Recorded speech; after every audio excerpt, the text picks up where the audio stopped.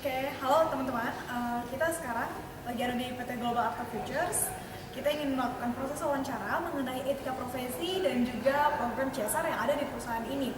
Kita dari kelompok 4, kelas LI 01 dalam program CB Professional Development. Ya, kita sekarang udah di PT Global Art Futures. Kita sekarang mau interview bersama dengan Pak Nova sebagai HRD di sini, HRD Division. Boleh Pak perkenalkan diri dulu sebelumnya?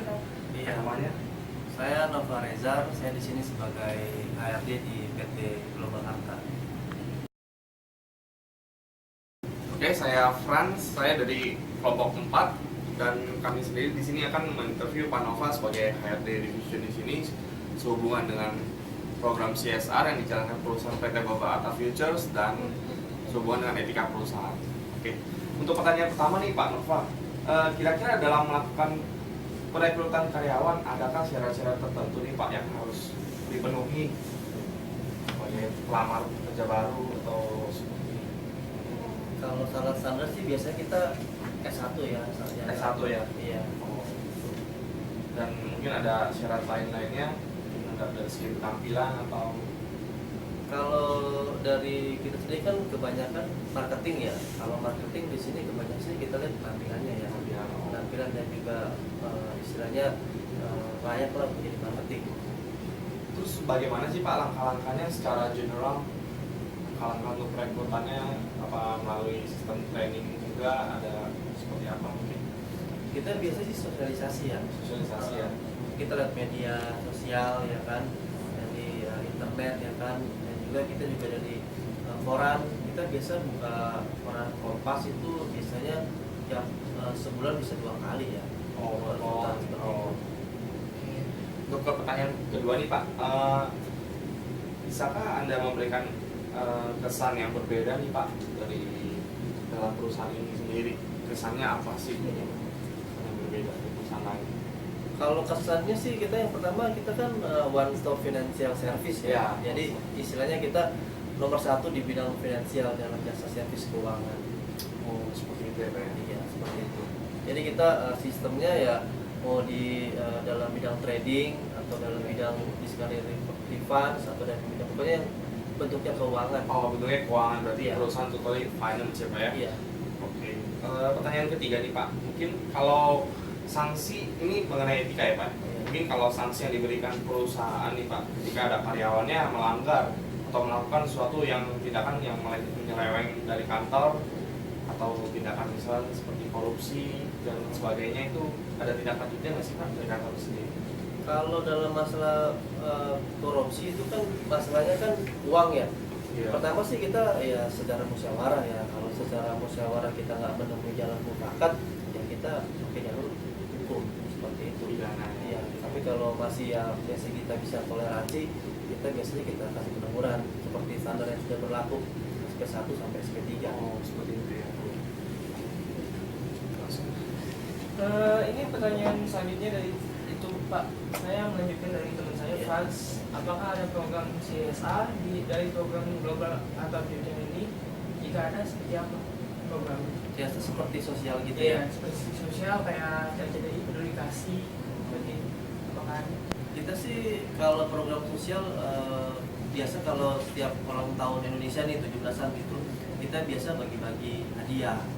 Atau ulang tahun Indosuria di bulan kemarin kita juga bagi-bagi sembako pada anak-anak yatim. Jadi kita list siapa yang berhak untuk mendapatkan itu, nanti kita bagi-bagikan seperti itu. Saya pembantunya Pak. Iya. Selama Bapak kerja di sini, dan berapa kali sih Pak program CSR itu dijalani? Kalau saya kan di sini udah sekitar 3 tahunan ya. Tapi kan dari berdiri dari tahun 1980-an sih kita udah adakan aksi sosial seperti yang tadi saya bilang, kalau ulang tahun Indonesia kan ada perlombaan gitu, kita adakan bagi-bagi hadiah. Terus ulang tahun perusahaan kita juga bagi-bagi ke anak-anak yatim piatu, yayasan-yayasan. Biasanya itu setahun berapa kali ya Pak? Kalau kan ada 2 peristiwa penting ya. Yang pertama kan 17-an kan. Yang kedua ulang tahun perusahaan. Itu kira-kira dua Iya. lebih lah ya. dua peristiwa penting itu udah pasti. Tapi kalau misalkan dari masyarakat pengen kita survei, ya kan kayak kemarin kan suka ada bencana alam ya. Kita kan nggak pengen ada seperti itu kan. Kita tunggu juga. Kan itu kan nggak mesti tahun Sosial ya, ya. Oke. Pak, lalu mengenai persiapan program CSR-nya sendiri nih, Iya, Pak, ya. kira-kira seperti apa sih persiapan yang dilakukan oleh PT Global Alpha Futures? Kalau program seperti itu sih biasanya kita adakan ya antara 2 atau sebulan sebelumnya ya. Jadi kita data dulu nih, kira-kira siapa yang mau kita bantu, ya kan. Biasanya kita per wilayah nih, misalkan wilayah Jakarta Timur seperti apa kondisinya, terus budgetnya berapa, anak-anaknya kan mesti dihitung kan, wilayah barat atau wilayah semuanya kita perlu tahu juga supaya apa yang kita keluarkan itu bermanfaat, jangan sampai ya terjadi ya keributan kan seperti itu. Jadi kita per wilayah persiapannya seperti itu. Oh ya, apakah ada kesulitan atau rintangan dalam melakukan persiapan sama pelaksanaan program dari CSA? Selama ini ada rintangan apa yang ditemui? Kalau rintangan sama kesulitan sih biasanya kita bagian data ya. Kan kadang-kadang kan datanya suka double kayak gitu. Jadi kita nggak bisa survei ke lapangan langsung. Jadi kita percaya aja. Misalkan ada berapa kakak atau kepala keluarga gitu. Dan kita ya sebenarnya sih kita berikan kepada mereka itu urusan mereka sih. Tapi kita justru kita hitung berapa kakak yang mau kita kasih seperti itu. Saya mau nanya kira-kira kalau pas di program CSR tuh ada yang join sama sponsor lain nggak sih Pak? Kira-kira gitu. Kalau join itu biasanya sih kalau bencana alam termasuk ya. Kalau bencana alam kan istilahnya kan siapa aja kan ini apa namanya boleh nyumbang kan. Cuman kalau nggak dikoordinasikan nanti kan jadinya nggak sampai kan. Jadi misalkan dari perusahaan kita kasihnya apa nih, misalkan pendidikan, yang lain apa namanya kebutuhan pokok, ya bisa kita koordinasi dengan yang lain. Tapi kalau untuk menggait tempat lain hanya koordinasi aja sih. Misalkan perusahaan A mau ngasih apa gitu, jadi kita nanti ikutin aja, jangan sampai sama-sama ngasih produk yang sama sih, seperti itu sih. Jadi kalau misalnya tadi kita udah bicara soal sponsor, kira-kira perusahaan seperti apa dan kira-kira cocok masuk dalam program CSR yang dilakukan oleh perusahaan ini? Mungkin perusahaan sponsor ini harus bergerak di bidang apa, di bidang yang lebih spesifik? Kalau spesifik sih kita biasanya yang berhubungan dengan finansial aja sih. Kalau misalkan dalam bentuk industri lain sih kita jarang berhubungan ya.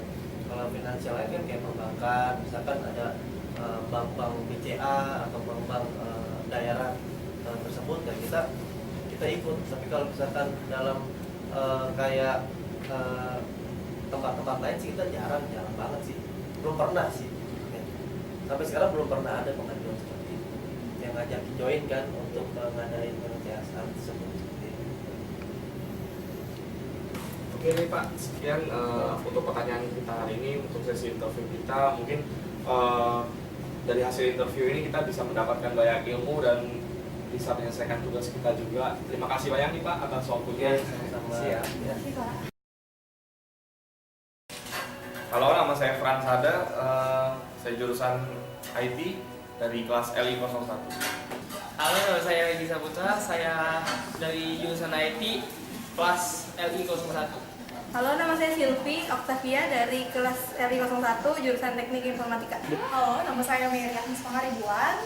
Saya jurusan Teknik Informatika dari kelas LI01. Halo, nama saya Victoria Kusuma, saya dari jurusan Teknik Informatika dari kelas LI01. Halo, nama saya Teddy, saya jurusan Teknik Informatika dari kelas LI01.